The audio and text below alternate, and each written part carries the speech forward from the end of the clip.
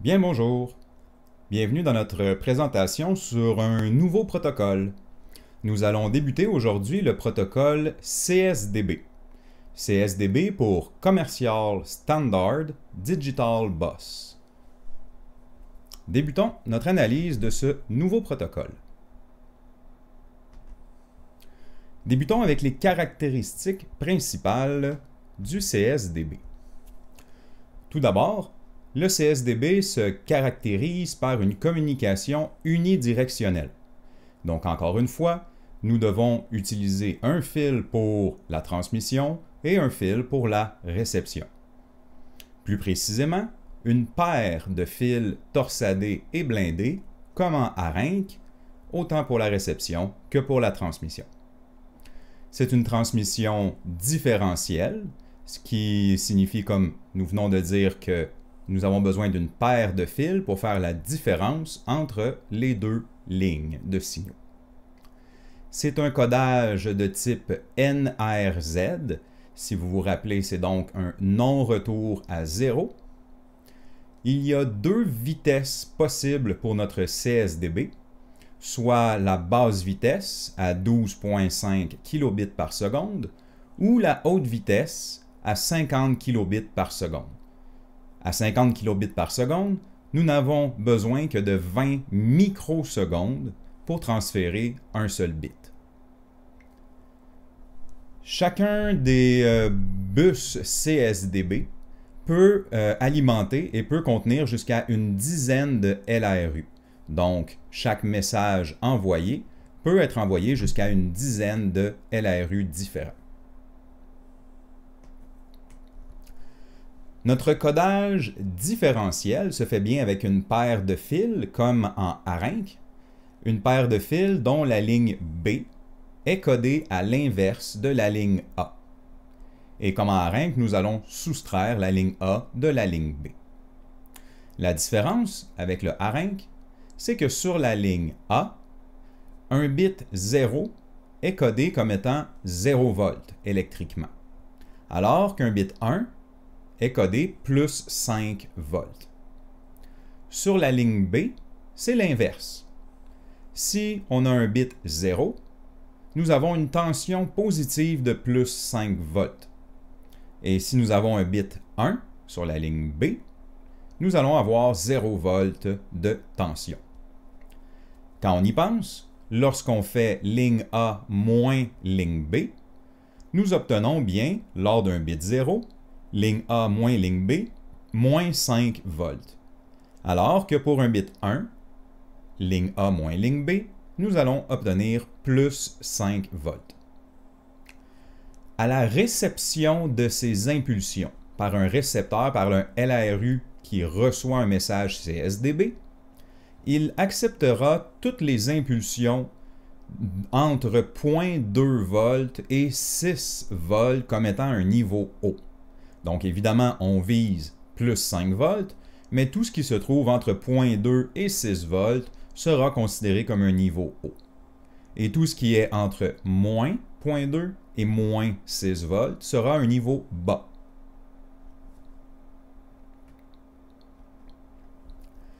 Allons maintenant un peu plus en détail dans la structure de notre CSDB.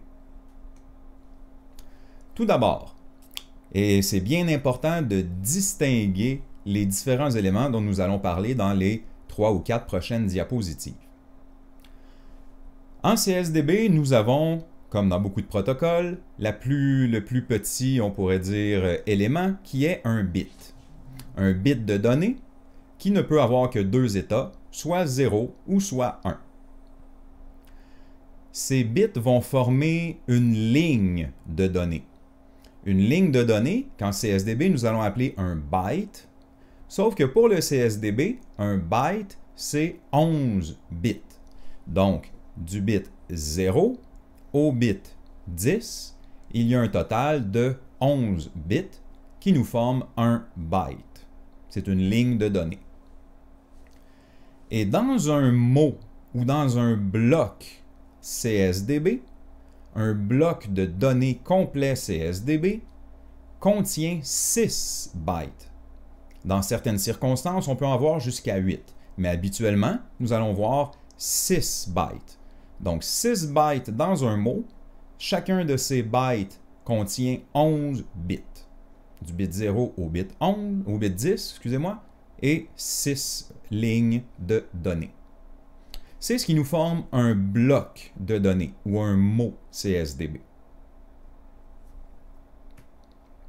Mais ce n'est pas fini. Parce qu'un message complet en CSDB comprend plusieurs blocs. Il y a donc plusieurs de ces blocs de 6 bytes consécutifs. Dans un byte de 11 bits, la structure est toujours la même. Il y a toujours un bit de départ. Le premier bit est toujours un bit de départ et aura toujours la valeur 0. Alors que le dernier bit, le bit 11, est toujours de valeur 1, c'est notre bit d'arrêt.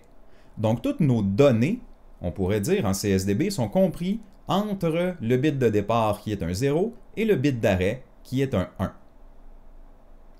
À l'intérieur de ces bits de départ et de ces bits d'arrêt, nous avons tout d'abord 8 bits de données. C'est dans ces 8 bits de données que nous allons trouver tous nos éléments que nous voulons transférer, toutes les données que nous désirons transférer. Et juste avant le bit d'arrêt, nous avons un bit de parité, qui se considère comme en arinque, doit toujours être impair lorsque nous additionnons les bits à 1. Faites juste bien attention, parce que nous parlons ici de l'ensemble des données. Le bit d'arrêt n'est pas inclus dans le compte de notre parité. Donc le 1, qui se trouve au dernier bit, n'est pas pris en compte lors du calcul de la parité. Le bit de départ étant toujours un 0, ça ne nous importe pas. Donc, on va compter, en fin de compte, les bits à 1 dans le bloc de données pour savoir s'ils sont impairs ou s'ils sont pairs. S'ils sont pairs, nous allons ajouter un bit de parité pour rendre le bloc avec un nombre de bits à 1 impair. Donc, comment arinque pour ceci?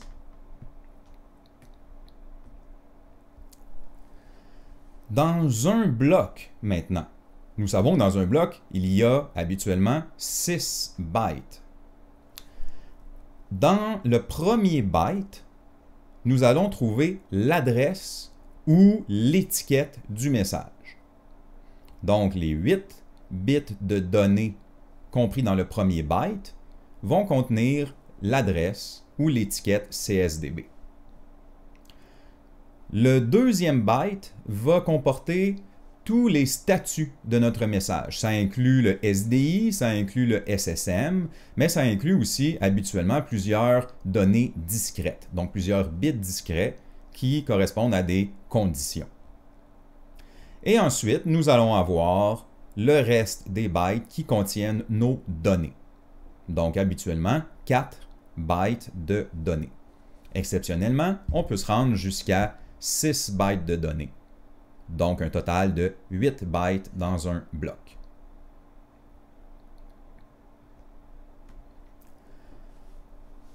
Dans un bloc, dans un message complet, nous avons plusieurs blocs, comme nous avons mentionné. Dans chacun de ces blocs, il y a plusieurs bytes, et dans chacun de ces bytes, il y a 11 bits. Dans un message complet, il y a plusieurs blocs, et cela va dépendre de la condition.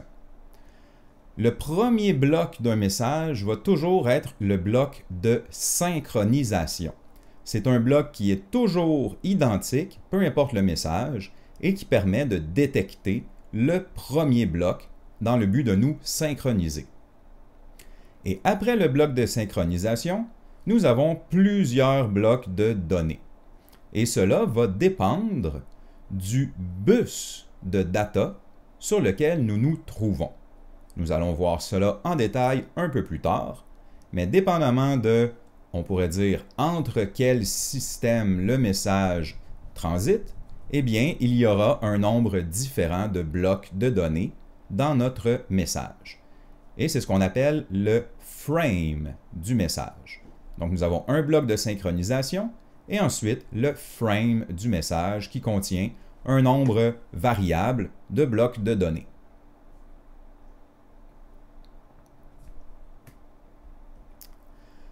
En parlant du bloc de synchronisation, c'est notre bloc de données le plus facile parce que pour tout le bloc de synchronisation, nous avons dans chacun des bytes la donnée A5 qui est inscrite. Si on regarde le bloc de synchronisation qui contient 6 bytes de 11 bits, comme la majorité de nos blocs, nous avons toujours le bit de départ, qui est un 0, ici, le bit d'arrêt, qui est un 1, ici, notre bit de parité, qui est ici, et ensuite nous avons nos blocs, nos 8 bits de data. Chacun de nos 8 bits de data vont contenir le message A5, codé directement ici. Vous pouvez voir 8 plus 2 ici, donc A, et ici 4 plus 1, donc 5. Nous avons A5 à chacune des lignes. A5, A5, A5, A5, partout. C'est notre bloc de synchronisation qui débute chaque message, qui précède chaque message.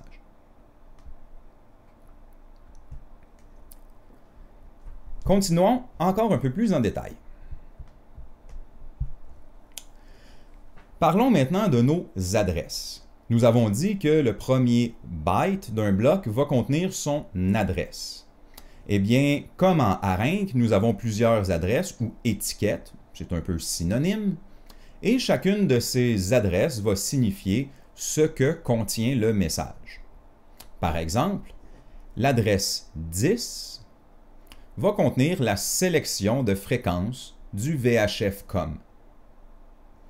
L'adresse 11 va être le retour de mon VHF-COM avec les données qu'il pourrait contenir. Autre chose qu'on connaît, par exemple, l'adresse 20, qui est la sélection de fréquences de notre VHF-NAV. Et quelles sont les données d'un NAV? Eh bien, nous pouvons avoir l'adresse 21 qui contient les données du VAR, l'adresse 22 qui contient les données du ILS, et ainsi de suite avec les données du DME. Et vous pouvez voir que nous avons plusieurs étiquettes selon les systèmes. Remarquez bien que ces étiquettes sont associées à un système, associées au VHF-COM, associées au Air Traffic Control, associées au DME, ou si on continue, associées au Flight Management System, au système de référence, d'Attitude and Heading Reference System, ce genre de choses. Donc, vous pouvez voir que chaque adresse a une donnée qui lui est associée et un système qui lui est associé. Nous avons le système Air Data, le système des commandes de vol, et vous avez donc notre liste d'étiquettes ou d'adresses. Terminons avec les adresses EFIS qui se dirigent vers les affichages. Maintenant que nous avons vu plusieurs adresses, il faut discuter d'un concept très important. Chacune de ces adresses va être comprise à l'intérieur d'un bus de données. Ce n'est pas en CSDB un grand bus de données qui relie tous les systèmes. Il y a un bus de données spécifique entre chaque système. Par exemple, si nous prenons notre NAV, notre système NAV, mais vous voyez ici, nous avons le bus NAV Controller. Donc, sur ce bus de données, nous n'allons avoir que des données de contrôle de fréquence du système NAV. Ce bus de données sera probablement entre le contrôleur de fréquence NAV et les différents systèmes NAV comme le VAR, le ILS, le DME, ainsi de suite. Alors que nous avons un autre bus, le NAV bus, qui sera pour le retour d'informations, comme la déviation du VAR ou du ILS ou la distance DME, ce genre de choses. Je parle de distance DME, mais je me rends compte en même temps qu'il y a un bus dédié au retour des données DME. Donc vous voyez qu'il y a plusieurs bus. Chacun de ces bus vont relier des systèmes spécifiques et il n'y aura qu'une petite sélection d'étiquettes qui vont être présentes dans ce bus de données. Ce n'est donc, je le répète, pas un gros bus de données qui branche tous les systèmes ensemble où toutes les étiquettes vont se côtoyer. Pour chacun de ces bus de données, nous avons la fonction, mais nous avons aussi la vitesse. Est-ce que ce bus fonctionne en basse vitesse à 12,5 kilobits par seconde ou en haute vitesse à 50 kilobits par seconde? Est-ce que ce bus de données contient des blocs avec 6 bytes ou avec 8 bytes dans certains cas d'exception, comme dans le cas de nos contrôles de vol? Et en dernier lieu, selon la vitesse et le nombre de bytes par bloc, quel est le nombre de blocs que nous trouvons dans un frame? Donc, combien il y a de blocs de données qui vont suivre le bloc de synchronisation lors d'un message complet. Donc, vous voyez qu'il y a beaucoup d'informations dans ce petit tableau et il faut vraiment garder en tête que chacune de ces lignes est un bus de données complètement indépendant des autres bus de données. Et il y en a plusieurs qui sont même en redondance. Le 1A, 1B, 1A, 1B, 1C, c'est qu'il y a une triple redondance ici. Il y a 3 bus de données distincts et indépendants.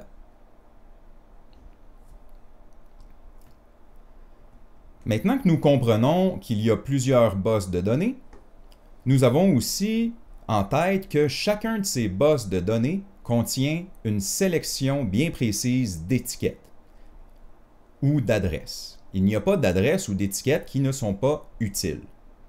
Alors, nous revoyons ici dans les prochaines pages chacun des bus de données que nous venons de regarder.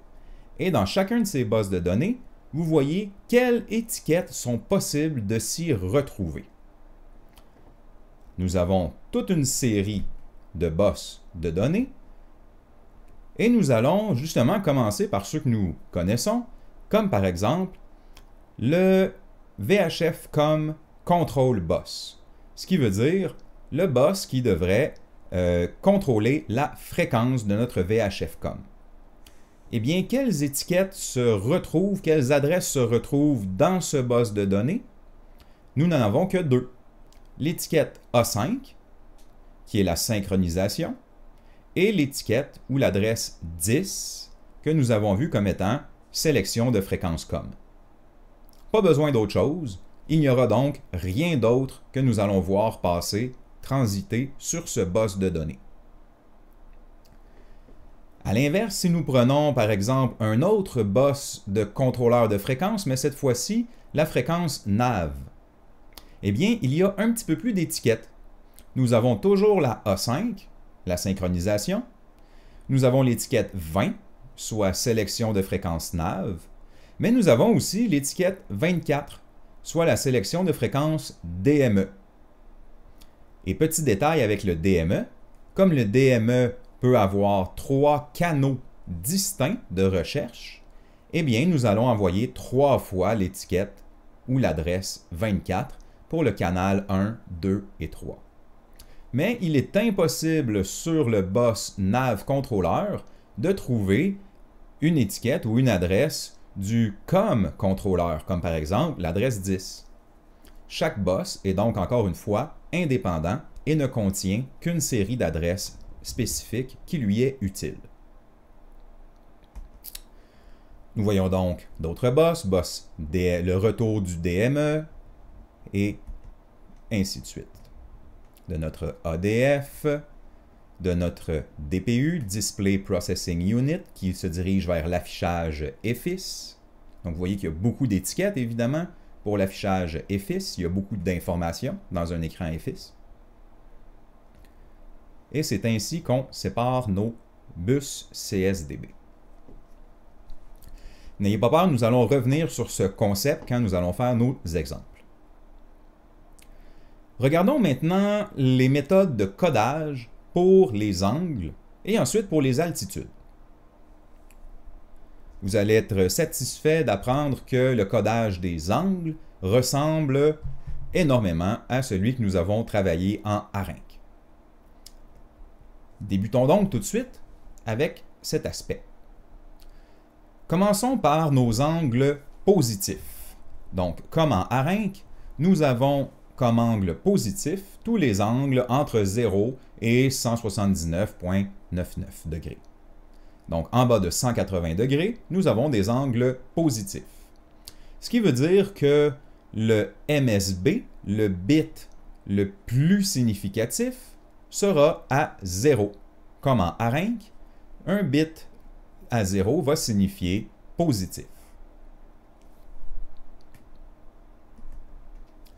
Et par la suite, nous avons comme en ARINC, le premier bit vaut la moitié du maximum. Ce qui veut dire le premier bit vaut 90 degrés, le deuxième 45, et ainsi de suite, en divisant par 2 chaque colonne, chaque bit qui vaut donc la moitié de son précédent.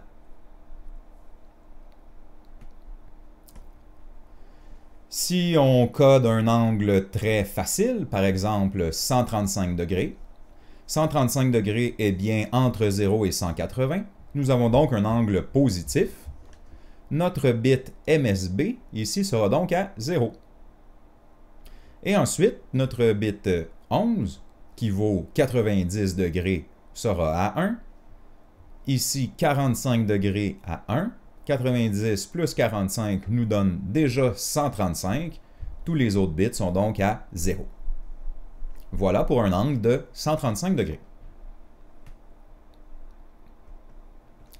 Allons maintenant dans nos angles négatifs. Donc, tous les angles qui vont dépasser 180 degrés, comme en ARINC, vont être codés en angle négatif. En angle négatif, première des choses, nous allons mettre le bit MSB à 1, ce qui signifie que notre valeur sera un angle négatif. Comme en ARINC, nous devons faire la valeur moins 360 degrés pour connaître notre valeur négative à coder. Et par la suite, nous allons faire le complément à 2 comme en ARINC.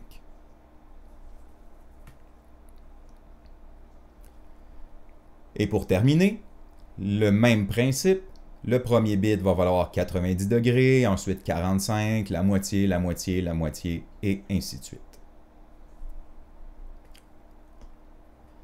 Allons donc avec un petit exemple. Si nous désirons coder 225 degrés, eh bien 225 degrés dépasse 180. Il m'est impossible de coder cet angle en positif. Je vais donc faire 225 moins 360 et je vais trouver moins 135. C'est moins 135 que je dois coder. Je vais coder 135 tel que normal, puis faire le complément à 1 et le complément à 2. Et ensuite, je vais pouvoir inscrire dans mon bloc de données cette valeur. Je mets mon MSB à 1 ici, ce qui signifie que c'est une valeur négative et je dois faire le complément à 2 pour la décoder. Et par la suite, nous avons bien ce que nous avons trouvé ici, 0, 1, 0, 0, 0, 0, 1, 0, 0, 0.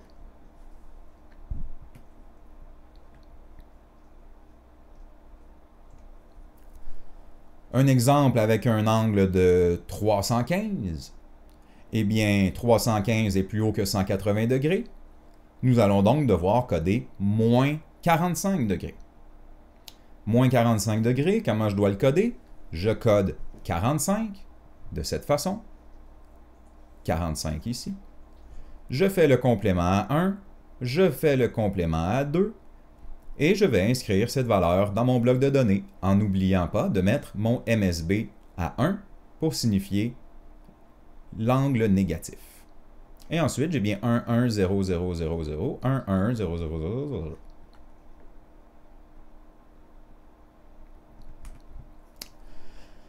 Maintenant, nous avons vu notre codage d'angle. Nous allons voir le codage d'altitude. C'est un codage que vous allez voir qui est un peu étrange. C'est un codage qui utilise 11 bits pour représenter l'altitude, mais dans un codage un peu différent du binaire dans lequel on est habitué. Ça nous prend un tableau pour décoder l'altitude gray, le codage gray. Important à se remémorer. Avec le codage gray, nous devons toujours partir de l'altitude la plus basse, car certains aéroports peuvent être plus bas que le niveau de la mer. Certains aéroports ont une altitude qui est plus basse que le niveau de la mer. Le codage gray débute donc à moins 1000 pieds d'altitude. Si nous devons donc ajouter ce 1000 pieds lorsque nous codons une valeur. L'altitude que nous devons coder est donc l'altitude réelle de mon aéronef, auquel j'ajoute 1000 pieds.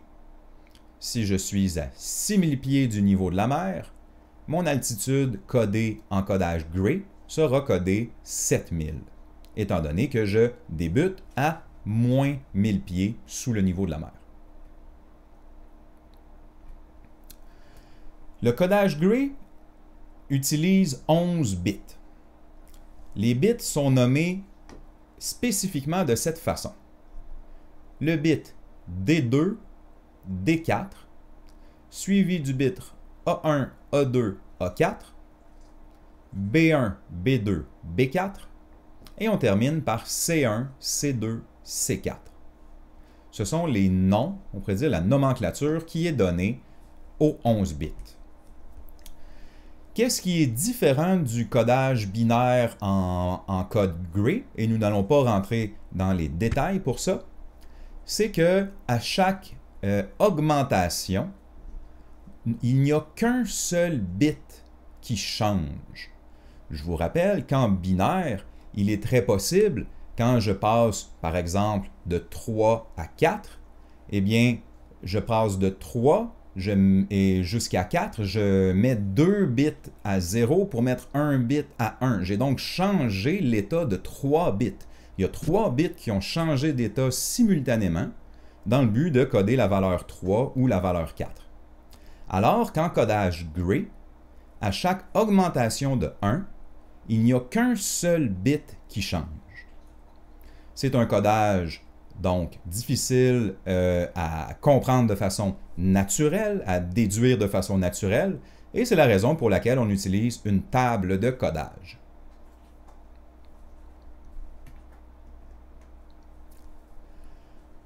Pour coder l'altitude, nous allons, en fin de compte, utiliser les 8 bits les plus significatifs, D2, D4, A1, A2, A4, B1, B2, B4, qui vont coder les multiples de 500 pieds. Combien est-ce qu'il y a de 500 pieds dans mon altitude? Et les bits C1, C2, C4 vont coder les centaines de pieds restantes.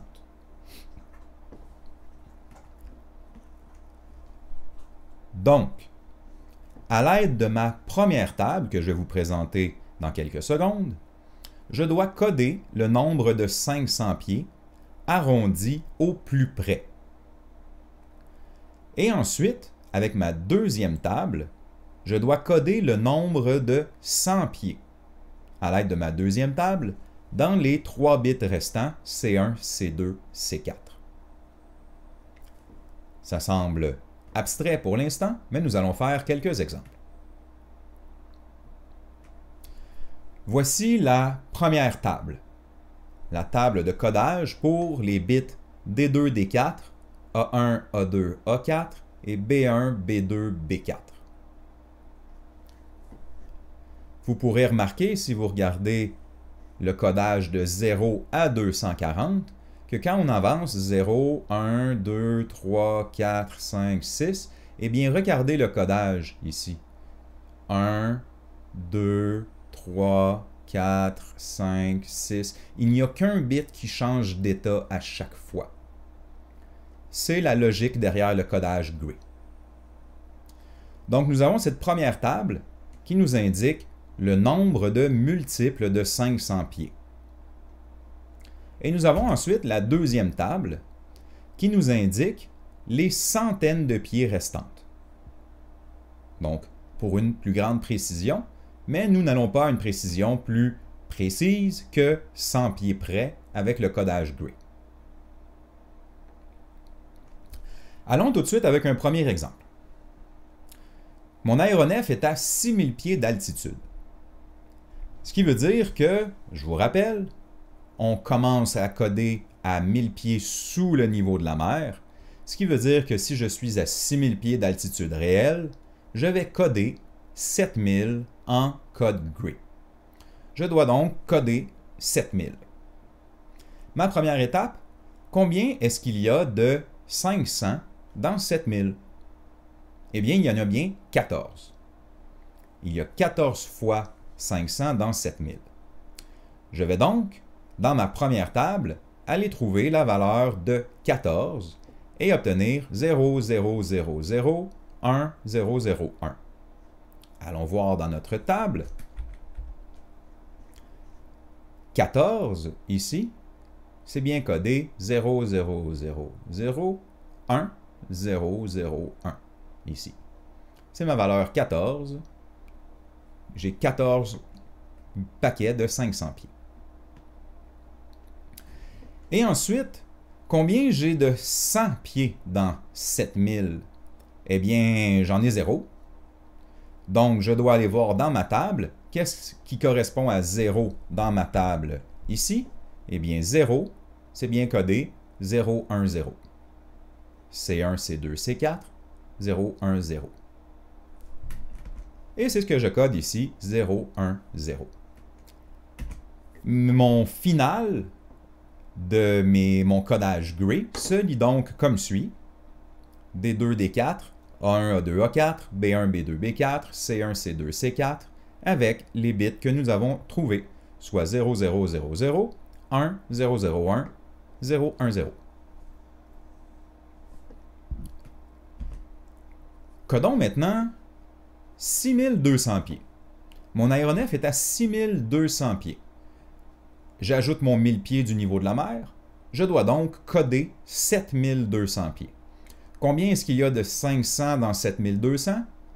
Il y en a 14,4. Je dois arrondir au plus près. J'arrondis donc à 14. 14, je l'ai déjà trouvé, c'est la même valeur que nous avions tantôt. 0, 0, 0, 0, 1, 0, 0, 1. Mais maintenant, par contre, il me reste 200 pieds. Combien est-ce que j'ai de 100 pieds dans ma valeur? J'en ai 2. 200 pieds, je vais aller voir dans ma table et c'est codé 1, 0, 0. Mon final ressemblera donc à ceci. Qu'est-ce qui arrive si j'ai 6300 pieds? 6300 pieds, je dois coder, j'ajoute 1000 pieds, 7300 pieds. Combien est-ce qu'il y a de 500? Eh bien, il y en a 14,6 cette fois-ci. Je dois arrondir au plus près. Donc, cette fois-ci, ce n'est pas 14 que je dois coder, c'est bien 15. C'est la valeur 15 que je vais aller voir dans mon tableau. Et la valeur 15, selon mon tableau, est codée 0, 0, 0, 0, 1, 0, 0, 0. Et ensuite, dans 7300, il y a 300. Je dois tout simplement aller coder mon 300. Donc, je fais juste vous faire remarquer, je ne me pose pas la question de savoir 15 fois 500 me donne 7500. Non, non, non, non, non. C'est complètement indépendant comme façon de coder. Je code mon nombre de 500 arrondi et ensuite, je code le nombre de centaines. Tout simplement. Je ne fais pas la soustraction là, de l'un avec l'autre ou combien est-ce qu'il me reste de centaines de bits après avoir enlevé 15 fois 500. Rien de ça. Vous avez 7300, vous prenez 300 et vous codez 300. 300 se code 100. Et j'ai donc ce message au final.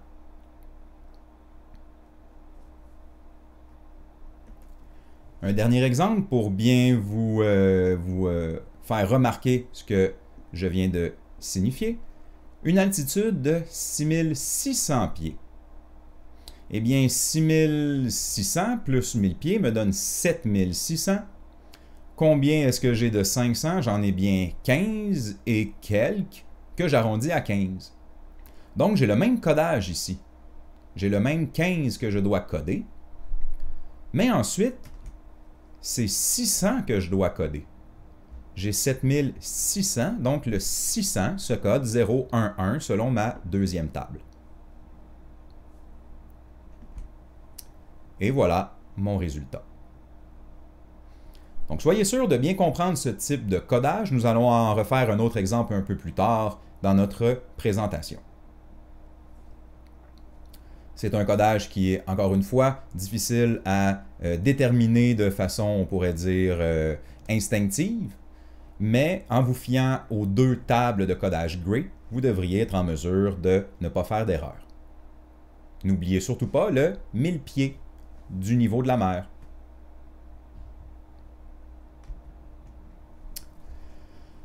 Entrons maintenant dans nos étiquettes ou nos adresses un peu plus en détail. Nous allons maintenant décortiquer les blocs de données, donc les 6 bytes que contiennent un bloc de données. Commençons par le plus simple, le bloc de synchronisation que nous avons déjà survolé. Eh bien, mon bloc de synchronisation, chaque bloc de données, chaque message complet commence par un bloc de synchronisation. Ce bloc de synchronisation contient uniquement le message A5 répété 6 fois. Bit de départ, bit d'arrêt, bit de parité, mais entre tout ça, nous avons A5, A5, A5, A5, partout. Donc, chaque message débute par le A5. Très important pour se synchroniser. Continuons avec quelques adresses de notre VHF-COM. Donc, il n'y en a pas beaucoup. Nous allons pouvoir les étudier. Et en plus, ce sont des adresses que nous connaissons bien, comme nous avons vu leur homologue en ARINC 429. Excusez-moi. Tout d'abord, quels sont mes bus de données qui sont associés au VHF-COM? Eh bien, j'en ai deux. Selon les tableaux que nous avons vus au début, voici les deux bus de données qui ont rapport avec le VHF-COM. Nous avons le bus de contrôle de fréquence, le VHF-COM Control Bus, qui contient deux étiquettes. L'étiquette A5, bien évidemment, suivie de l'étiquette 10, qui correspond à la sélection de fréquences. À la sortie du VHF-COM, nous allons avoir le bus de données qui correspond au retour de notre VHF-COM. Bien évidemment, l'adresse A5 s'y retrouve, mais nous avons l'adresse 11. L'adresse 11 contient, en fin de compte, le retour du VHF-COM avec certaines informations, dont encore une fois sa fréquence active, mais peut-être autre chose. Et nous avons une troisième étiquette, la F3. L'adresse F3 est toujours utilisée comme message d'erreur, comme message de diagnostic. Donc, peu importe le bus de données, c'est sur l'adresse F3 que nous allons trouver les messages d'erreur. Commençons avec notre adresse 10. Je vous rappelle que l'adresse 10 se retrouve sur le bus de contrôle de fréquence COM. L'adresse 10 est composée de 6 bytes, comme la majorité de nos adresses. Et le premier byte contient l'adresse. Donc le premier byte contient l'adresse 10. Il devrait donc être écrit ici 1 et 0.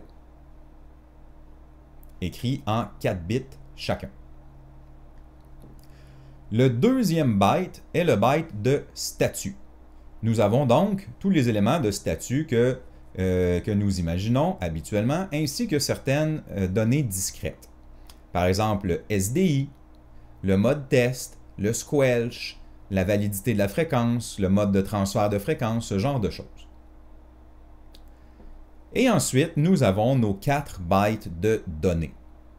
Il est possible de retrouver des pads quand les bytes ne sont pas nécessaires. Comme par exemple, le dernier byte ici n'est complètement pas utilisé, il est rempli de pads, donc ce ne sont que des zéros. Nous avons un pad ici, une série ici, mais en dehors de ça, nous sommes capables de coder les 5 caractères de notre fréquence. Un peu comme nous sommes habitués en ARINC, nous avons ici en 3 bits les dizaines de mégahertz, et ensuite les mégahertz, les 0.1, les centièmes de mégahertz et les millièmes de mégahertz. Et tout ce codage est en BCD, comme nous sommes habitués en ARINC. L'adresse 10 se code bien évidemment 0001 0000, donc 10. Nous avons le SDI qui est un petit peu différent. Le SDI est sur 3 bits. Bit 1, bit 2, mais aussi le bit 4. Revenons quelques secondes.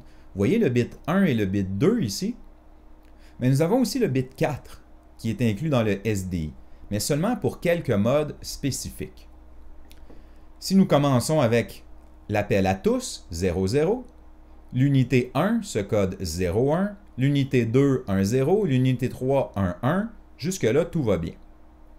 Mais lorsque nous mettons le troisième bit, donc le bit 4, le troisième bit du SDI à 1, c'est que nous entrons dans le mode preset.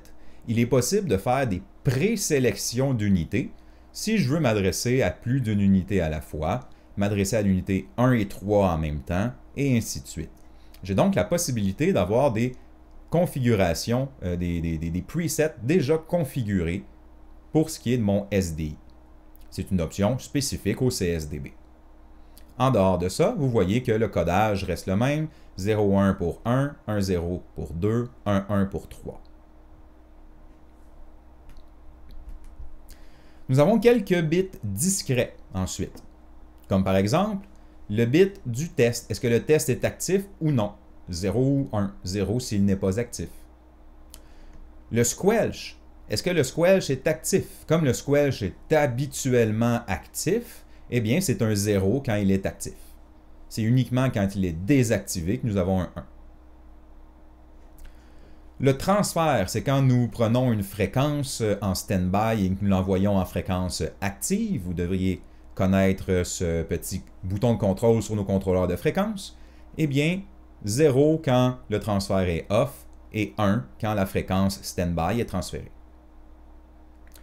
Et nous avons le bit de validité de la fréquence. Si ma fréquence est valide, j'ai un bit à 1.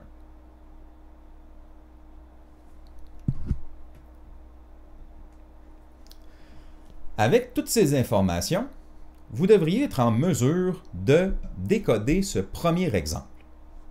Donc, je vous encourage bien évidemment à faire pause aux vidéos, à vous munir de crayons, d'une feuille quadrillée ou de ce genre de choses, et à revenir sur les pages de la présentation afin de décoder l'ensemble de ce message.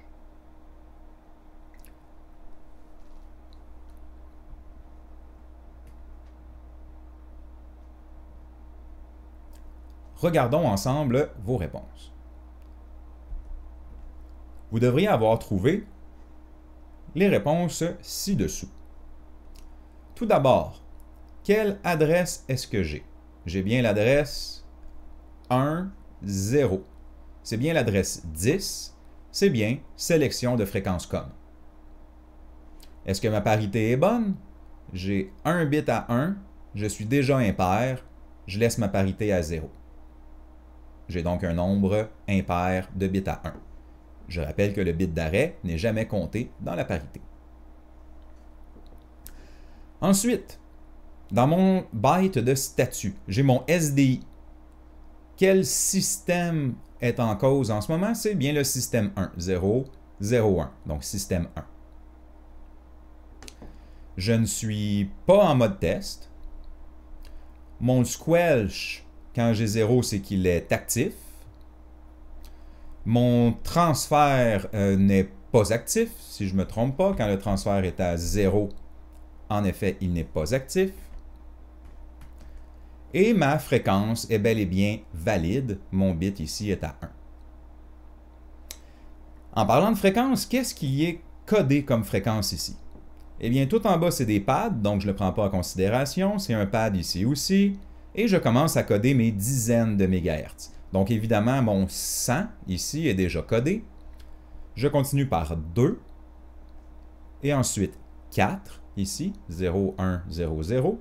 J'ai donc 124.1 et 5. Et ensuite 0. Donc 124.150 MHz. Soyez sûr d'être en mesure de décoder ce type d'étiquette, ce type d'adresse. Continuons maintenant avec le retour de mon VHF-COM. Qu'est-ce qu'il va me répondre? Eh bien, il va me répondre sur le boss VHF-COM de retour qui contient 3 étiquettes, 3 adresses. L'adresse A5, bien évidemment, l'adresse 11, que nous regardons ici, et l'adresse de diagnostic F3 s'il y a une erreur. Nous allons voir l'adresse F3 à la toute fin. Regardons donc l'adresse 11 plus en détail. Bien évidemment, ici, il devrait être écrit 11 dans mon premier byte. Dans mon deuxième byte, j'ai le même type de statut avec mon SDI, le test, la transmission, et nous avons certains autres éléments comme la limite de fréquence et ainsi de suite. Et nous voyons qu'il va nous répondre avec sa fréquence actuellement active, avec la même structure, soit 3 bits pour les dizaines de mégahertz, et ensuite mégahertz, 0.1, 0.01 et 0.001 MHz. Qu'est-ce qu'il y a comme distinction? Eh bien, l'adresse 11 est bien codée 0001, 0001, pas de surprise ici. Notre SDI est codé de la même façon qu'avec l'adresse 10, soit les unités 1, 2, 3 et les configurations preset 1, 2, 3, lorsque le bit 4 est à 1. Et pour nos bits discrets, nous avons le self-test, qui est actif sur un 1. La transmission, est-ce que je suis actuellement en train de transmettre dans mon VHF-COM, qui sera signifié par un 1 aussi. Et selon le modèle de VHF-COM, quelle est la limite de fréquence permise?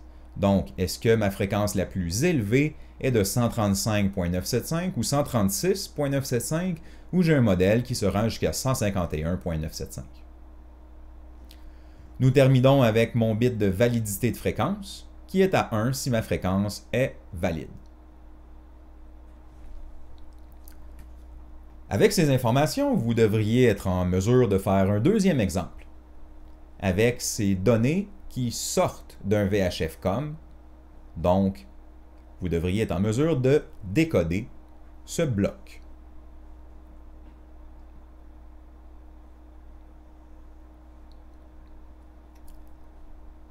Si vous avez terminé, analysons maintenant ensemble. Vous devriez avoir obtenu quelque chose comme ça. Tout d'abord, est-ce que c'est bien l'adresse 11? 0001, 0001, j'ai bien 11, 11 pour mon adresse. Mon SDI 010, c'est le système 2. Est-ce que je suis en mode test? Non. quelle est la limite de ce type de radio? Eh bien, 1,0, si je retourne voir dans mon tableau, c'est que je suis limité à 136.975 MHz. C'est la plus haute fréquence que ce récepteur VHF-COM va accepter.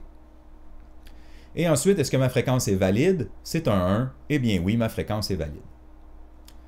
Parlant de fréquence, quelle est donc la fréquence actuelle sélectionnée sur ce VHF-COM? Allons décoder ici. Donc le 100 est bien évidemment déjà déduit. Nous avons 2 par la suite. Et ensuite, 8 plus 1, 9.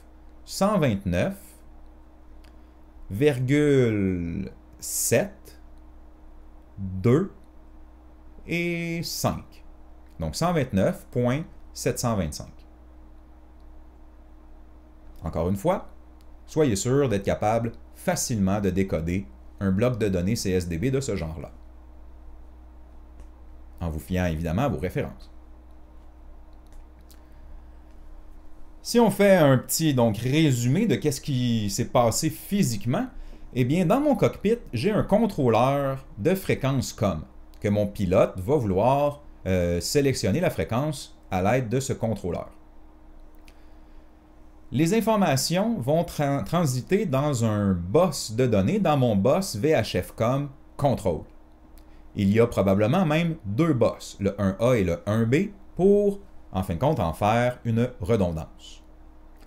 Sur ces bus de contrôle de VHF-COM, je vais trouver 2 adresses uniquement, la A5 et l'adresse 10. Tout ça va rentrer dans mon LRU, dans mon récepteur VHF-COM, et lui va me répondre sur un autre bus, sur le bus VHF-COM Output, on pourrait dire, VHF-COM Data. Quelles sont les adresses qu'on va retrouver sur ce bus? Nous allons trouver la A5, mais la 11 et l'adresse de diagnostic F3. Donc voilà pour la petite interconnexion de notre système COM.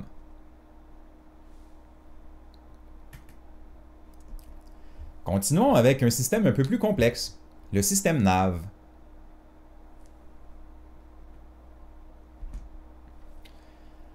Commençons par se remémorer quels sont les bus de données relatifs à notre système NAV.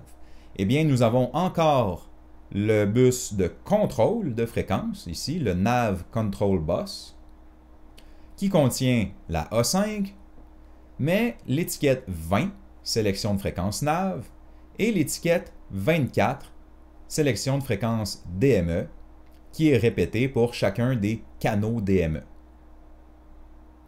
Et à la sortie, nous allons avoir le bus NAV Data, on pourrait dire, qui va comprendre l'étiquette A5, mais l'étiquette 21, soit les data var, la radiale var et autres données, la 22, qui contient les déviations ILS et autres données, donc glide slope et localizer, et encore une fois la F3, qui va me donner mes codes d'erreur pour mon système NAV, s'il y en a.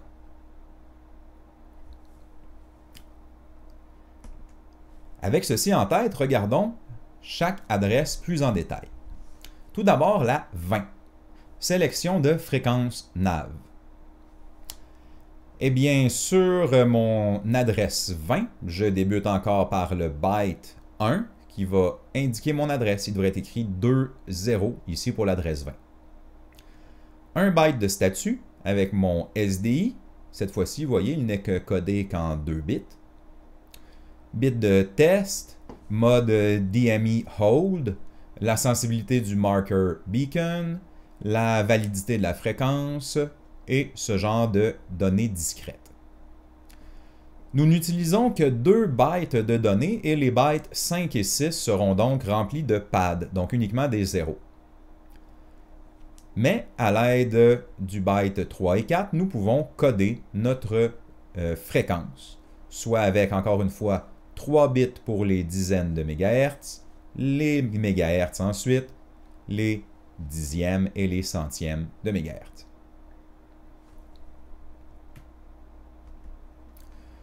Mon SDI est tout ce qu'il y a le plus standard, 0,1 pour 1, 1,0 pour 2, 1,1 pour 3. Mon self-test est actif lorsque mon bit 3 est à 1. Le mode DME Hold, qui est à 1 lorsque le DME est en mode Hold.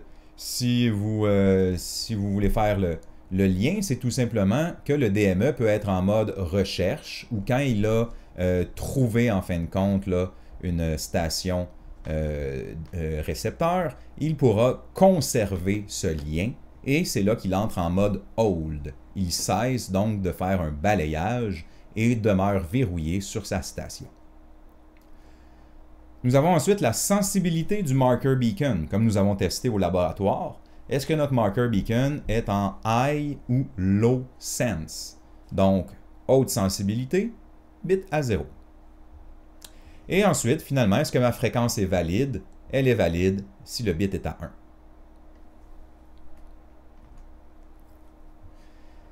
Continuons avec l'adresse 21. L'adresse 21 est une adresse de retour. Elle contient les données du système VAR. Donc là, nous allons avoir des informations un peu plus intéressantes à décoder. Tout d'abord, je me répète, nous allons avoir l'adresse codée au premier byte, donc 2, 1. Ensuite, nous avons une série de bits discrets que nous allons regarder plus en détail dans quelques secondes. Nous avons ici l'état des marker beacon, donc le outer, le middle et le inner marker beacon. Est-ce qu'ils sont activés? Et nous avons notre radial VAR. Donc notre radial VAR qui est codé semblable, on pourrait dire, à ce qu'on connaît en ARINC, avec le MSB ici, jusqu'au LSB qui est ici. La radial VAR est toujours codée en mode to. Donc, si vous avez une radiale from, vous devez tout d'abord la convertir en mode to et ensuite la coder dans notre CSDB selon qu'elle est positive ou négative en utilisant la bonne méthode. Le VAR va aussi me répondre avec la fréquence qu'il utilise actuellement, dans le but de confirmer qu'il est sur la bonne fréquence. Donc, j'ai ici ma fréquence actuelle utilisée. C'est mon adresse 21. Si je regarde un petit peu plus en détail, qu'est-ce qu'elle contient avec mes bits discrets? J'ai bien évidemment l'adresse 2.1 dans le premier byte. Mon SDI est tout ce qu'il y a de plus standard, 0,1 pour l'unité 1, 1,0 pour l'unité 2, 1 pour la 3. Self-test actif sur un 1. Rotor modulation, ça c'est intéressant. Un système VAR qui est installé sur un hélicoptère peut avoir des perturbations dues à la fréquence du rotor. Donc, les pales de l'hélicoptère qui tournent créent en fin de compte un certain bruit, une certaine fréquence qui est toujours la même. Je vous rappelle que les pales d'un hélicoptère tournent toujours à la même vitesse. Et cette modulation qui vient de nos pales d'hélicoptère peut causer des imprécisions dans nos données VAR. Nous avons donc un filtre qui est installé et qui va couper la fréquence du rotor. Si cette modulation, ce filtre de modulation est actif, nous avons le bit 4 à 1. Donc sur un aéronef à voilure fixe, il sera à 0.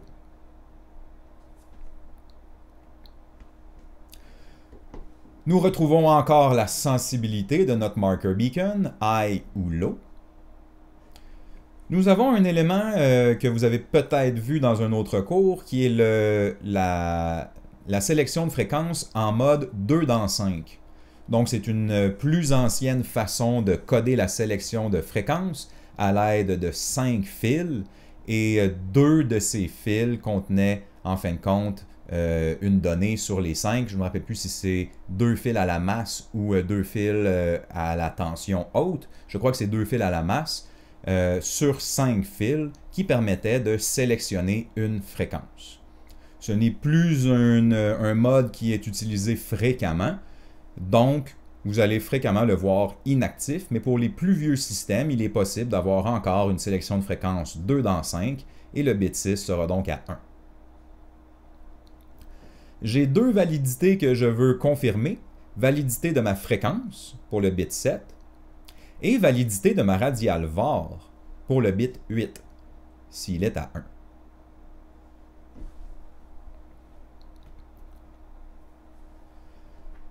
Pour ce qui est de la donnée de la radiale plus en détail, eh bien, rappelez-vous que nous commençons par le MSB ici et nous nous dirigeons vers le LSB qui se retrouve ici.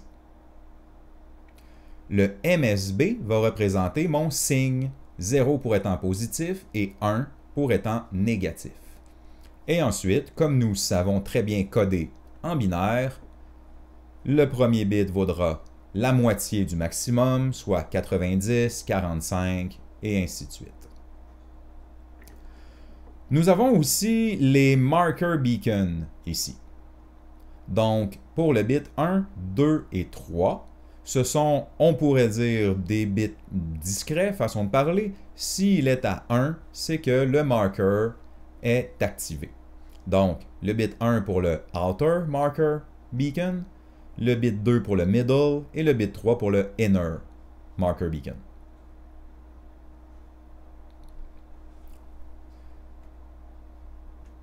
C'est ce que contient notre étiquette, notre adresse 21.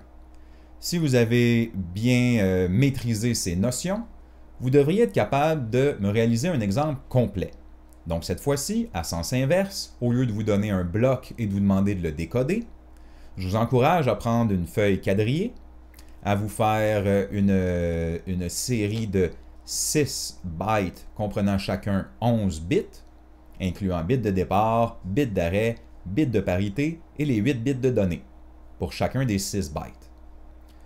Vous devriez être capable de me coder la fréquence 116.55 sur le var numéro 1, où le signal et la fréquence est entièrement conformes et que la radiale à coder est de 135 degrés. Le marker beacon est en faible, en basse sensibilité et ne reçoit aucun signal marker beacon. Et les autres modes sont tous inactifs. Donc, prenez le temps de bien faire cet exemple et ensuite, nous allons regarder tout ça ensemble.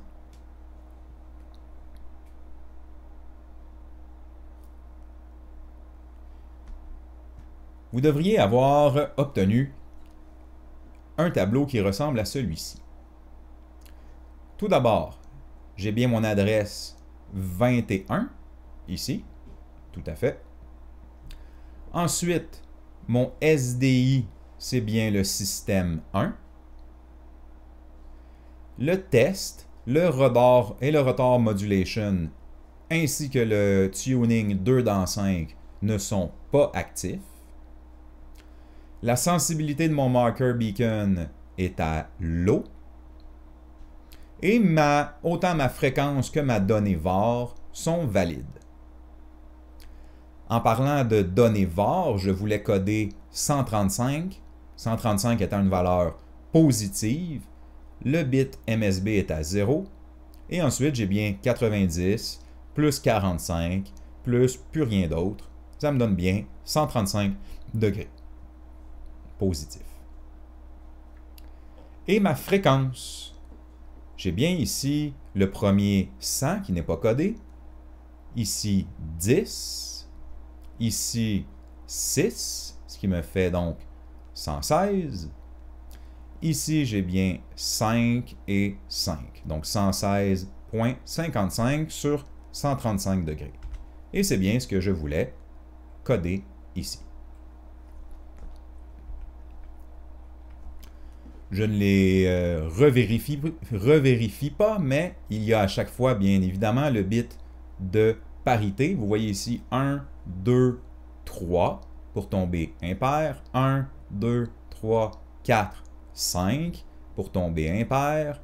Ici, j'en ai 0, donc 1 pour être impair. 1, 2, 3, impair, 1, 2, 3, 4 et un cinquième ici. Alors qu'ici, 1, 2, 3, je suis déjà impair, je n'ajoute pas de bit de parité. Donc chacun de mes bytes est bien impair.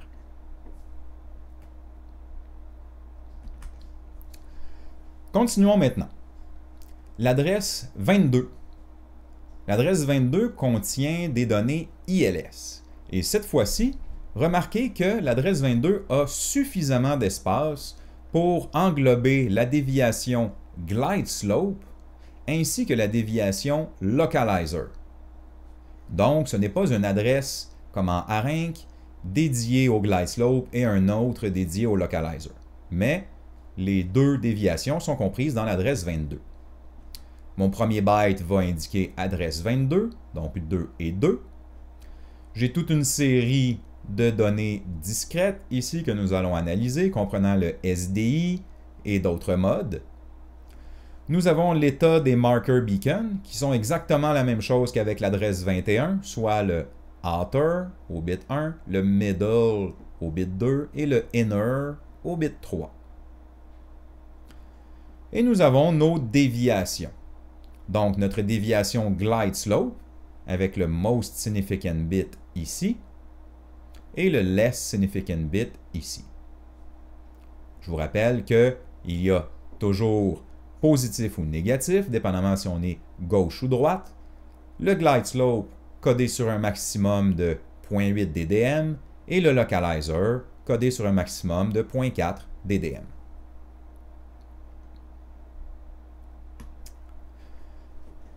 Pour ce qui est de nos deux premiers bytes, le premier byte, évidemment, il est bien écrit 2, 2. Le SDI est codé selon le standard. Mon self-test au bit 3 est actif sur un 1. Mon glide slope, s'il est présent et s'il est actif, représente par un bit 0, donc son état, par défaut, il est actif, il est à 0. S'il est inactif, le glide slope, le bit 4 sera à 1. Nous avons la sensibilité du marker, donc comme tantôt, 0 s'il est en haute sensibilité, 1 pour la basse sensibilité. Nous avons ici un mode qui s'appelle le délai du ILS, qui est un mode un peu spécifique à ma connaissance. C'est lorsque le ILS est couplé avec le DME pour connaître la distance de bout de piste. Donc, le DME, pour compenser si on arrive dans le bon sens de la piste ou dans le sens inverse, eh bien, on peut activer le délai qui, en fin de compte, crée un délai d'une longueur de piste si on arrive du mauvais côté. Donc, notre ILS va pouvoir terminer son atterrissage en visant le début de piste et non la fin de la piste, ce qui est un avantage considérable. Nous avons nos bits de validité ici, donc validité de la déviation localizer sur un 1 et validité de ma déviation glide slope sur un 1 au bit 8.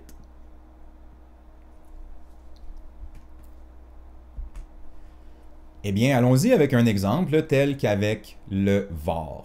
Je vous donne ces informations et sur une feuille quadrillée en 6 bytes de 11 bits, vous devriez être capable de me coder que le ILS numéro 2 envoie un signal entièrement conforme, une déviation localizer positive de 0.15 et une déviation glide slope positive, donc par en haut, de 0.5. Excusez-moi, ici de 0.15 et ici de 0.5. À droite, donc positive pour le localizer, et en haut, donc positive aussi pour le glide slope. Mon marker beacon est en mode haute sensibilité, mais malgré tout ne reçoit aucun signal de marker. Et tous mes autres modes sont inactifs. Donc prenez le temps de bien coder ce message complet.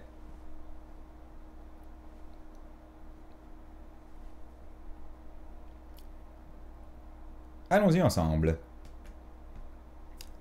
Analysons donc ceci. Vous devriez avoir un tableau qui ressemble à celui-là. Nous avons donc bien ici mon adresse. Donc ici 2 et 2. Je retrouve ici mon SDI numéro 2. C'est bien ce que je voulais. Mon mode test n'est pas actif. Mon glide slope est présent. Mon marker beacon est en haute sensibilité. Mon ILS n'a pas de délai. Et autant mon glide slope que mon localizer, mes deux déviations sont considérées valides. Bon, commençons maintenant. Allons voir le marker beacon. Comme nous ne recevons aucun marker beacon, les 3 bits sont à 0, autant le outer, le middle que le inner marker beacon. Notre déviation glide slope maintenant. Nous voulions 0.5 de déviation glide slope. C'est une valeur positive, donc c'est un 0 ici. Le premier bit vaut la moitié, vaut donc 0.4. Ici, ça vaut 0.2. Ici, ça vaut 0.1. Donc, j'ai 0.4 et 0.1. Tout le reste, c'est des zéros. J'ai un total de 0.5 de déviation glide slope. Mon localizer, déviation positive aussi, donc mon premier bit ici est à 0. Je voulais coder 0.15 sur un maximum de 0.4, donc mon premier bit vaut 0.2. Il est trop haut, je ne peux pas l'inclure, donc un 0 ici. Ensuite, lui vaut 0.1 et lui vaut 0.05. Donc, j'ai bien mon 0.15 de déviation localizer positive. Voilà pour nos données ILS. Si on regarde et on se fait un petit résumé de nos interconnexions physiques, qu'est-ce qui vient de se passer dans ce que nous avons analysé? Eh bien, le pilote a son contrôleur nav dans son cockpit. La sortie du contrôleur nav est connectée à la boîte ou aux boîtes LRU nav avec le bus de données nav control bus. Dans le nav control bus, nous retrouvons l'étiquette A5, bien entendu, l'étiquette 20 de sélection de fréquence nav et l'étiquette 24, les étiquettes 24 pour chacun des 3 canaux sélection de fréquence DME. Nous allons les analyser dans quelques instants. À la sortie de nos LRU nav, nous allons envoyer nos informations sur le bus de données nav data, la sortie de nos LRU nav. Nous allons retrouver l'étiquette A5, l'étiquette 21, soit les données VAR, l'étiquette 22, soit les données ILS, et la F3 pour nos diagnostics d'erreur. Voilà pour notre petite interconnexion des systèmes NAV, spécifiquement VAR et ILS. Continuons avec le transpondeur. Donc évidemment, nous n'allons pas faire tous les bus de données, mais nous en regardons encore 2 autres qui vont soulever en fin de compte quelques éléments distincts et spécifiques du codage. Donc, pour nos bus de données transpondeurs. Tout d'abord, nos bus de données transpondeurs, nous avons le Control Bus, Air Traffic Control Bus, avec l'adresse A5, mais l'adresse 1E, qui est le code et l'altitude du transpondeur. Ensuite, le transpondeur va répondre. Il va répondre avec son bloc de synchronisation, A5, comme tout le monde, mais ensuite avec l'adresse 1F qui correspond à ces données de sortie, donc le output de data de mon transpondeur. Et s'il y a lieu, je vais avoir un message d'erreur dans l'étiquette F3.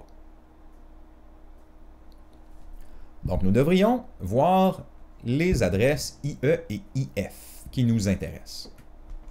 Commençons par la IE.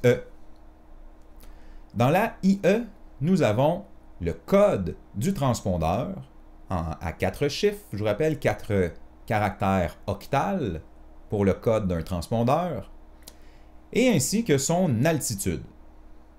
Son altitude, vous allez être heureux d'apprendre qu'en CSDB, l'altitude sur l'étiquette 1E est codée en code gray, le code que nous avons étudié précédemment. Donc, nous avons l'adresse 1E qui sera codée dans mon premier byte. Dans mon second byte, j'ai mon SDI, différents modes et bits discrets que nous allons regarder dans quelques instants. Et nous avons ensuite le code du transpondeur, le caractère A, B, C, D.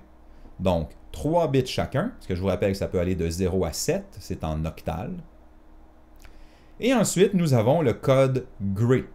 Le code gray, je vous rappelle, qui est codé sur 11 bits.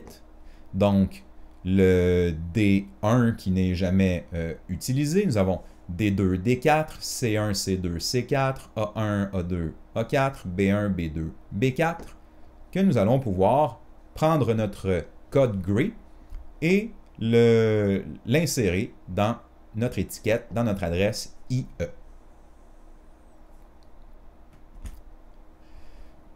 Pour continuer sur le codage gray, il est très important de suivre cette charte ici. Même si ce n'est pas l'ordre dans lequel nous avons sorti nos 11 bits de notre codage gray, étant donné que le codage gray se code plus D2, D4 suivi de A1, A2, A4, B1, B2, B4, C1, C2, C4, eh bien faites attention.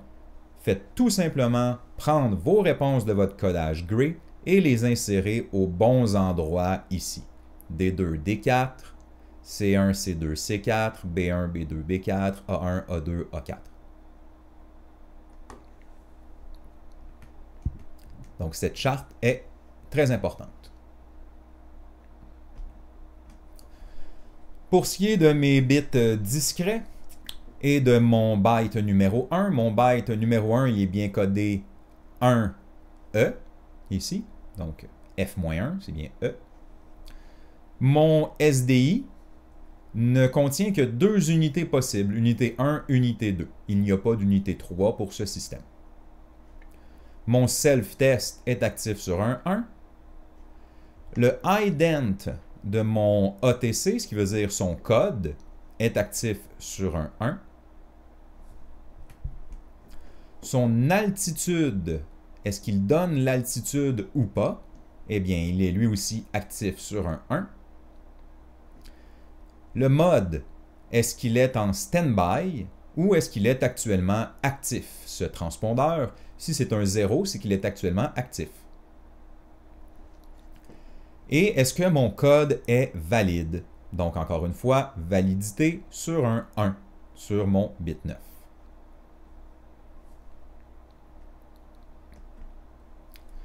Avec toutes ces informations, c'est un exemple un peu plus complexe, étant donné que nous avons une altitude à coder.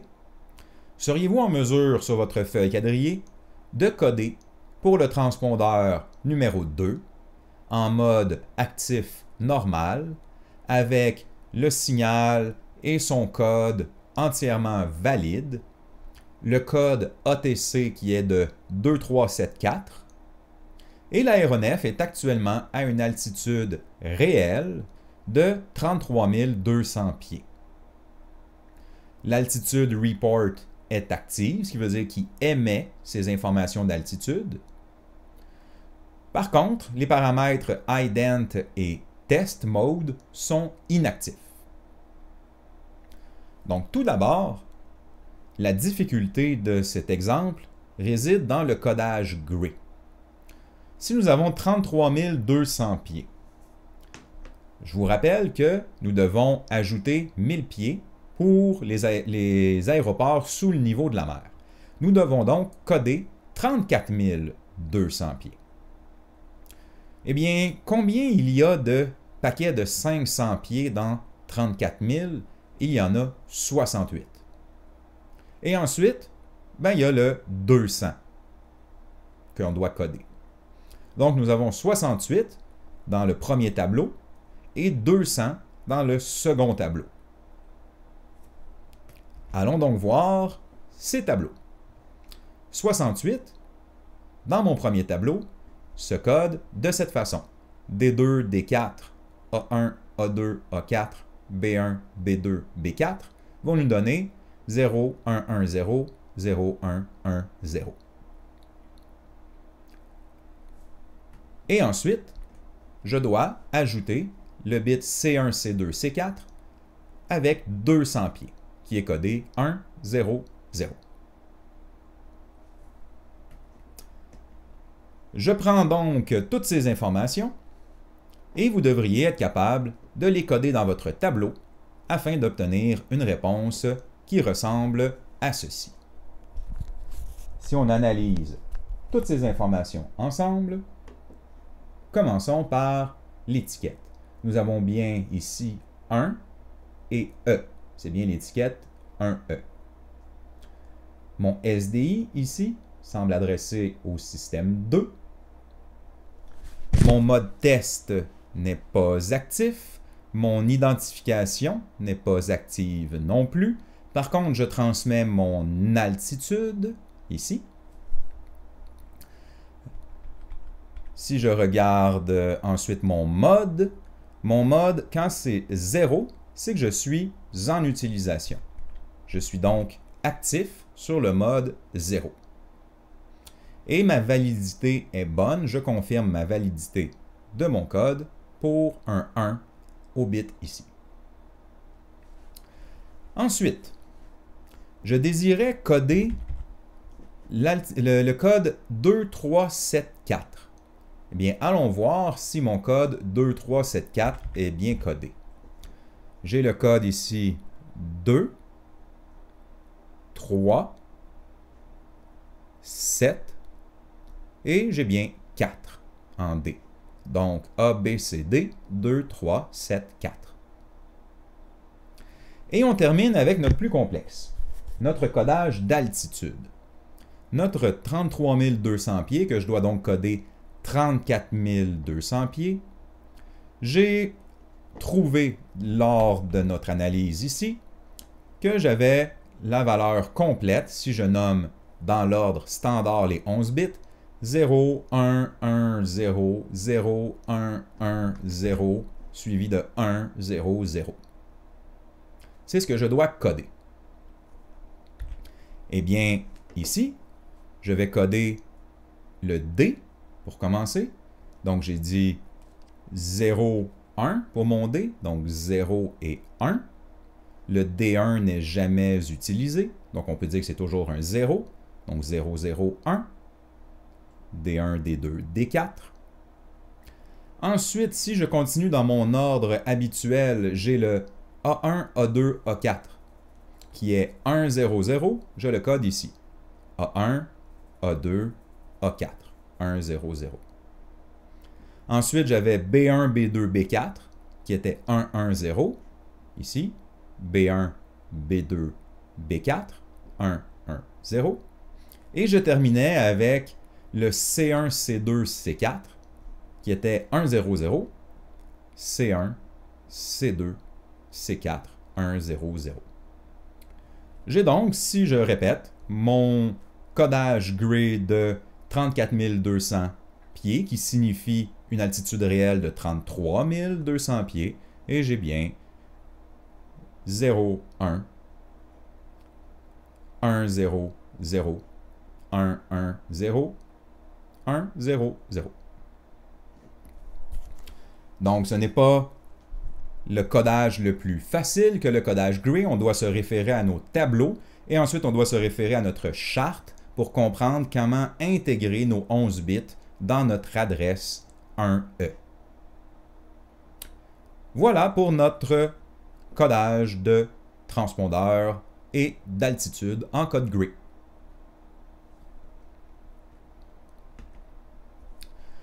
Le transpondeur, il va vouloir répondre à la suite de ça et il va répondre avec ses données. Les données d'un transpondeur ne changent pas énormément, à part que l'adresse est maintenant la 1F. Je vais donc voir 1F ici en haut. Les bits discrets vont changer, ils n'ont pas les mêmes significations. Mais pour ce qui est du code ATC et de l'altitude en code gray, c'est la même chose. Donc pas de différence pour les bytes 3 à 6.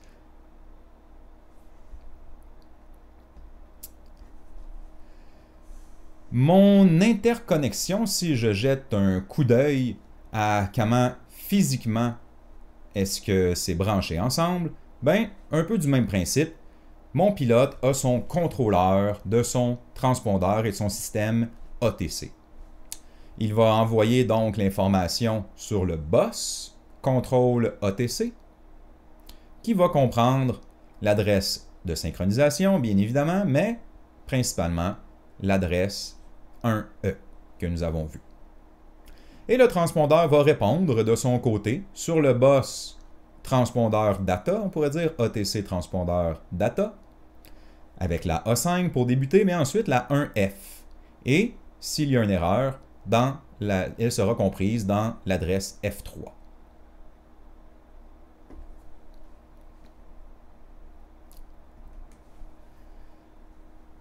Terminons pour nos différents bus avec le bus DME.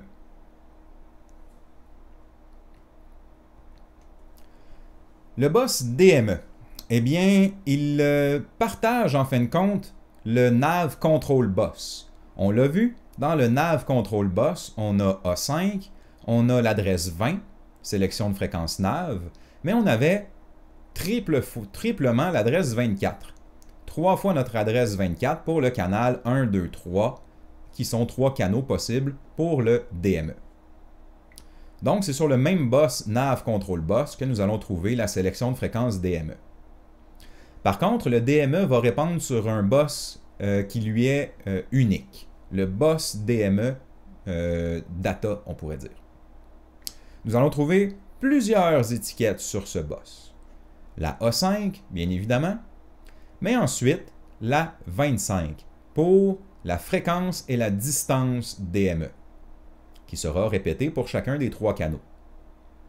La 26 avec le time to station et la vélocité donnée, donc la vitesse donnée par le DME.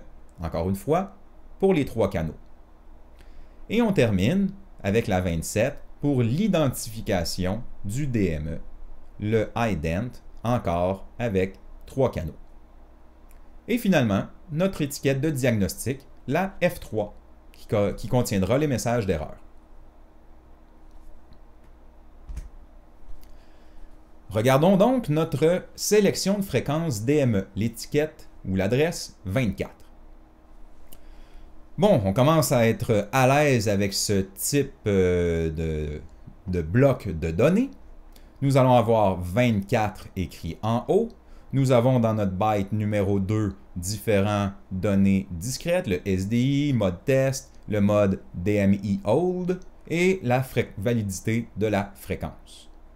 Puis nous avons notre codage de fréquence DME, donc 3 bits pour les 10 MHz et ensuite 4 bits pour les suivants.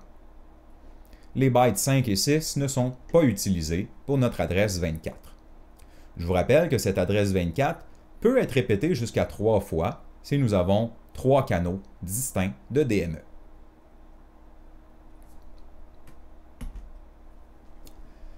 Nous avons bien 2 et 4 qui sera écrit dans mon premier byte.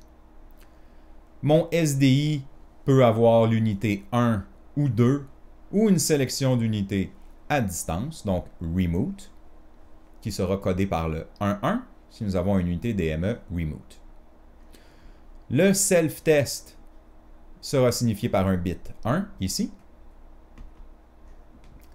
Mon mode DMI hold sera actif sur un 1. Et ma fréquence est valide s'il y a un 1 au bit 8.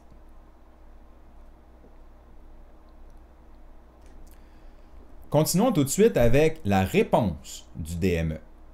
Donc, on a vu que le DME avait 3 étiquettes de réponse, la 25, la 26 et la 27. Chacune de ces étiquettes peut être répétée 3 fois pour les 3 canaux. Donc, la 25, il sera écrit donc 25 en haut. Nous avons nos données discrètes de statut dans le deuxième byte. Nous avons la fréquence codée de la même façon dans les bytes 3 et 4. Et pour terminer, nous avons le byte 5 et 6. Le byte 5 et 6 va coder la distance en 1000 nautiques sur 16 bits. Donc, tout simplement codé en binaire sur 16 bits. Donc, nous avons une grande plage ici. Nous pouvons aller dans des valeurs très élevées et avec une bonne précision de 1000 nautiques, en fin de compte. Le MSB étant ici, et on écrit de ce sens-là jusqu'au LSB qui se retrouve au début du byte 5, ici, bit 1.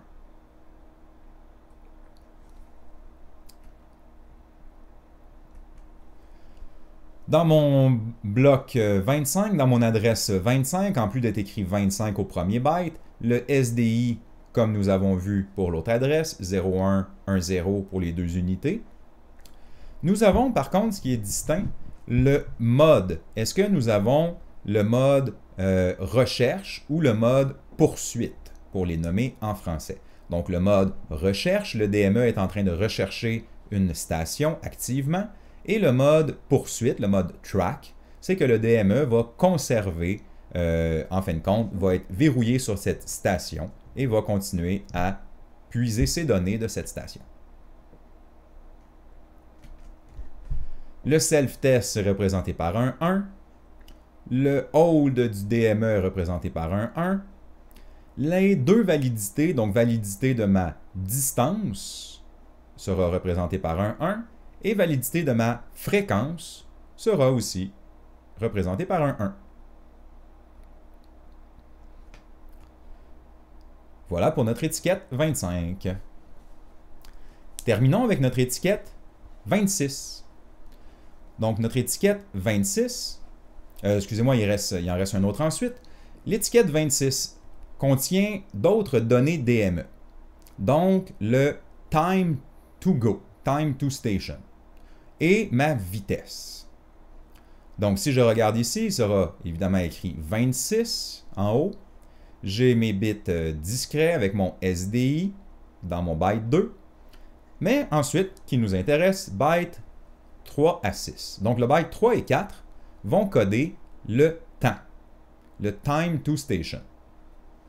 Le temps sera codé, donc, un caractère ici qui représente les centaines de minutes.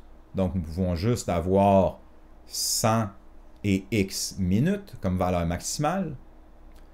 Le deuxième caractère en BCD représente les dizaines de minutes.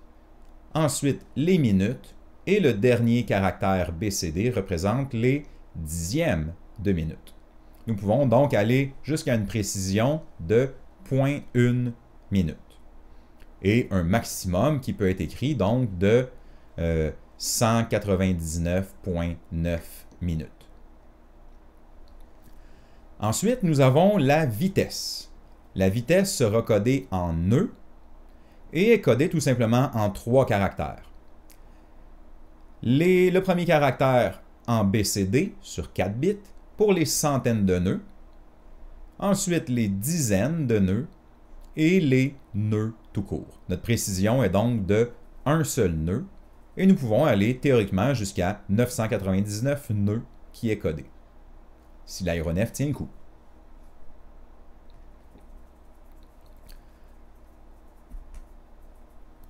Et voilà pour notre adresse 27 maintenant, qui est bel et bien cette fois-ci la dernière adresse DME. L'identification de notre DME. Donc, le code que peut donner notre DME sera codé dans l'adresse 27. Nous aurons donc 2 sets de codés ici. Nous avons différents bits discrets. Encore, le seul analogue ici qui est différent de ce que nous avons déjà étudié. Et nous avons ici 4 caractères qui sont l'identification du DME en 4 caractères codés d'une façon un peu étrange, en alphabet ISO, qu'on appelle alphabet ISO numéro 5, qui est un type de codage que nous n'allons pas voir pour cette session-ci. Donc, chaque caractère est codé sur 7 bits dans les bytes 3 à 6.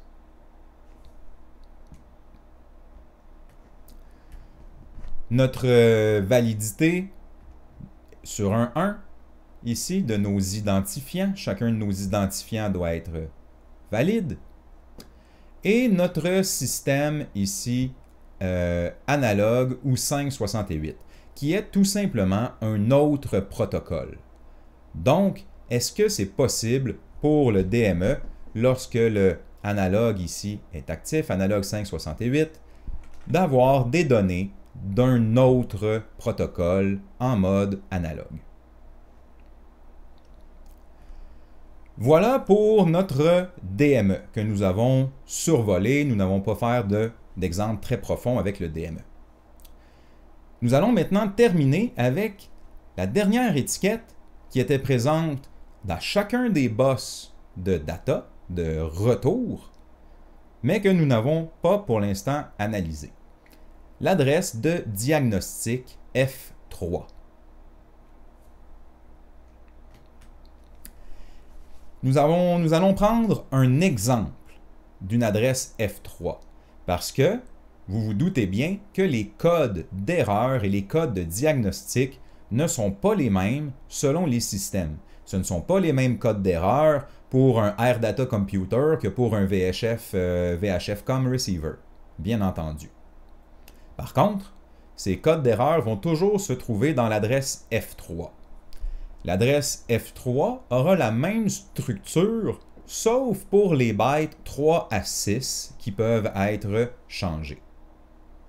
Donc, le byte 1 va comprendre l'adresse F3. Le byte numéro 2 comprend mon SDI, est-ce que je suis en mode test, et est-ce que j'ai une faute. Donc, mon bit ici, 5, s'il est écrit 0, je n'ai pas de faute, je n'ai pas besoin de réfléchir plus loin, mon système fonctionne sans problème. Mais si mon bit 5 ici est à 1, c'est qu'il y a une faute. Et il y a une faute, je vais donc aller regarder mes différents codes de diagnostic. Et faites attention, parce qu'il y a deux façons de coder les erreurs. Nous avons dans l'exemple, encore une fois, je vous rappelle que c'est l'exemple pour le VHF-COM, mais qui est différent des autres systèmes. Nous avons pour l'instant 20 bits, 20 codes d'erreur discrets. 20 conditions ici, est-ce que oui ou non, cette erreur est active.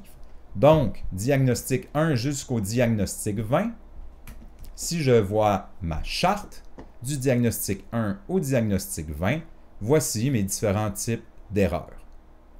Si j'ai par exemple juste le diagnostic 10 d'activer, c'est que mon message CSDB est invalide. Donc, le diagnostic 10 qui se retrouve ici serait dans ce cas-là le seul bit qui est à 1, avec évidemment le bit faute qui est à 1 et le diagnostic 10 qui est à 1, qui représente une erreur dans mon message CSDB. Donc, soyez sûr de 1 à 20 de vous fier à cette charte. Mais ensuite, nous avons aussi un code d'erreur, codé ici, comme vous pouvez voir, en 4 bits. Donc, 2 caractères sur 4 bits. Donc, c'est un autre charte que je dois aller voir pour le byte numéro 6. Ce n'est pas cette table, c'est celle-ci, le code diagnostic. Pour le VHF-COM, nous passons de 00, pas de faute, jusqu'à 27. Donc, je peux coder un 7, 08, peu importe le code que je veux coder, cela va représenter une faute dans mon tableau ici présent. Donc, si par exemple, j'ai encore une fois serial message invalide, j'aurai le code diagnostic 14, eh bien, il sera codé ici 14. Donc 1, 0, 0, 0, 1 et 4, 0, 1, 0, 0. Voilà pour mon adresse F3, mais je vous le répète, et c'est le dernier point d'aujourd'hui, Cet exemple est bon pour le VHF-COM. Les chartes ici sont bonnes pour le VHF-COM, c'est l'exemple que je vous ai donné aujourd'hui. Les codes de diagnostic sont bons pour le VHF-COM, mais les bits d'erreur dans la F3 ne vont pas signifier la même chose pour tous les systèmes. Un système EFIS ou AirData ou ainsi de suite n'auront pas les mêmes codes d'erreur et il faut donc vous assurer d'aller rechercher la bonne charte pour décoder l'adresse F3. Et voilà pour notre aventure du CSDB. Vous êtes maintenant des spécialistes de ce nouveau protocole CSDB. Je vais le plus rapidement possible vous terminer en fin de compte un exercice assez complet qui comprend même des analyses de schémas sur le protocole CSDB que je vais vous déposer sur Léa et que vous pourrez réaliser pour vous pratiquer dès que possible. Donc ça fait le tour de notre CSDB. Je vous souhaite une excellente fin de journée, bonne révision à ce sujet et à bientôt. La prochaine vidéo sera un nouveau protocole.